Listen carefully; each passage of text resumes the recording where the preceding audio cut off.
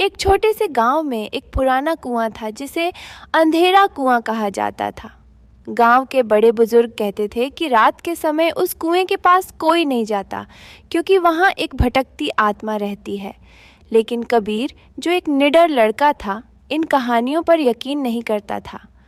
उसने सोचा कि ये बस लोगों की गढ़ी हुई कहानियां हैं। एक दिन कबीर ने अपने दोस्तों को चैलेंज किया कि वो आधी रात को अंधेरे कुएं के पास जाएगा और उस कुएं में झांक कर देखेगा कि सचमुच कोई आत्मा है या नहीं। रात होते ही कबीर अपने दोस्तों के साथ कुएं के पास पहुंचा। चारों ओर सन्नाटा था, केवल हवा की सरसराहट सुनाई दे रही थी। कबीर हिम्मत करके कुएं के पास गया और झुककर अंदर झांका। अचानक उसे कुएं के अंदर से किसी के रोने की आवाज़ सुनाई दी। कबीर ने ध्यान से सुना। आवाज़ धीरे धीरे तेज़ हो रही थी। तभी कुएं से ठंडी हवा का तेज झोंका निकला और एक सफ़ेद धुंधली आकृति कुएं से बाहर आई। वह आकृति एक औरत की थी जिसका चेहरा बुरी तरह से विकृत था। उसकी आंखें लाल जल रही थीं और वह सीधे कबीर की ओर बढ़ने लगी। कबीर घबरा गया और वहीं जम गया। उसके दोस्त डर से भाग चुके थे, लेकिन कबीर की टांगें कांपने लगीं।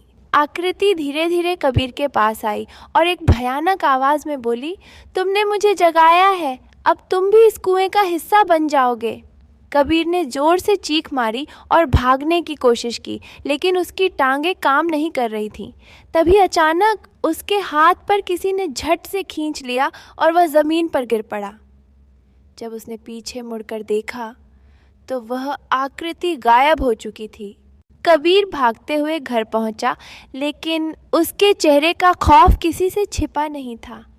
उस दिन के बाद कबीर कभी उस कुएं के पास नहीं गया और न ही उसने कभी उस रात के बारे में किसी से बात की। लेकिन लोग कहते हैं कि कुएं से आज भी रोने की आवाज़ें आती हैं और जो भी वहां गया कभी वापस नहीं लौटा।